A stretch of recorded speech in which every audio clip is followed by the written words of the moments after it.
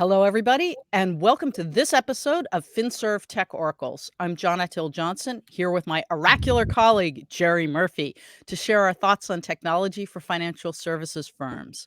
For this episode, we're going to talk about cloud. Yes, right. For the past 10, 15 years, financial services firms, like everybody else, has been racing to the cloud. Why? Well, there are lots of reasons to move to the cloud, but there's one reason that is not to move to the cloud, which unfortunately lots of organizations have misunderstood, and that's cost. In other words, people have this feeling, this belief that they're going to save money by moving to the cloud, but actually, based on our research, we found that in general, most organizations end up paying about 130% of what they were paying pre-cloud once they've moved to the cloud. So that's a 30% cost increase from moving to the cloud. Now, that's most organizations. There's a subset of highly successful organizations that actually can reduce costs by moving to the cloud, but they have to follow some very clear frameworks, and we can talk about that. But they are in the minority. They're about 20% of all organizations. So unless you're doing it very, very well, moving to the cloud is going to cost you money. So, with that as the preface, we know this to be a fact because we've actually done the research and captured the data. Jerry, you wanted to talk about whether or not financial services firms should be moving to the cloud at this point in 2024.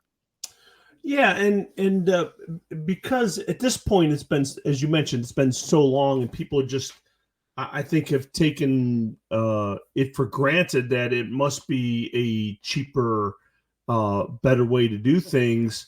And it's not, unless Right. you're I doing mean, it right.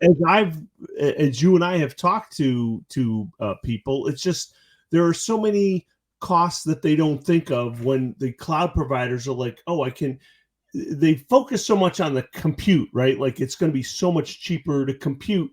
But the thing that they sort of skip over are things like the network bandwidth. Now this, where it used to Yes. be the compute was on your prem, now it's in somebody else's prem and you don't even necessarily know where it is. So there's the network bandwidth costs that are oftentimes hidden that you're not thinking of. And then there's also storage costs. If all that data is going to be someplace else, the cost of the data. And again, you're leasing this on a monthly basis. So the recurring cost for that is usually much larger than either the cloud providers let on or you're thinking about. But one of the things I wanted to mention is maybe perhaps, especially from financial services firms, perhaps a bigger issue is where is the data and who owns the data and how is this person protecting and securing your data. And to me, it's like the risks of that perhaps are even more important than the actual costs that you're paying monthly for all the charges. So essentially, what you're saying, Jerry, is that the costs will likely go up because of the things people don't consider, which we did consider in our research, things like networking and storage costs. And Right. remember, there's the networking to the cloud, and I'm talking not to you, but to listeners. There's the networking costs to the cloud, and there's also intra-cloud networking costs, and then there's the storage. But at the same time that your costs are likely going up because of this, you're also increasing your risk because you don't know where the data is stored and how well it's protected. And I will throw something else on that, which is what happens to it when you're ready to leave that cloud provider. We're not there yet, but we're getting very, very close to it.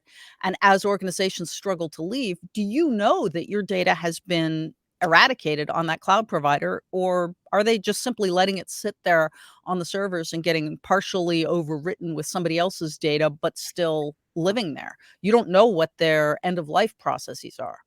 Right. So there's all those risks. And on top of that, Jonna, there's the issues of compliance, right? How Mhm. do I prove to my regulatory bodies that I'm appropriately protecting this data? And when it used to be in your data center, they could come and you could go, hey, it's over there in these racks. Go And have a look, right? audit it. You go to somebody like, Amazon and say, where's my data? They can't even necessarily tell you where it is because of the way they've designed their infrastructure. Absolutely. I know there was a big scandal a couple of years ago when Cisco, for reasons of its own, decided to force routing of Zoom calls through China on Zoom's infrastructure.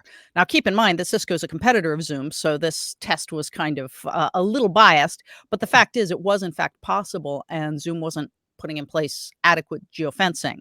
They fixed that a long time ago, but that's the kind of thing, the providers themselves, and Zoom is a cloud provider, wouldn't necessarily know where the data is.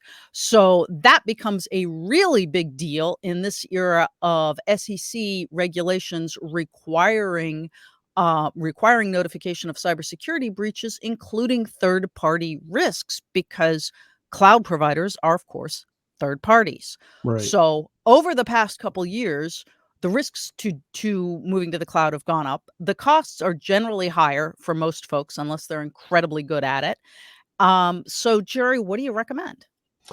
Um, well, what I recommend is first, make sure you're considering all of your costs with cloud computing, not just the computation.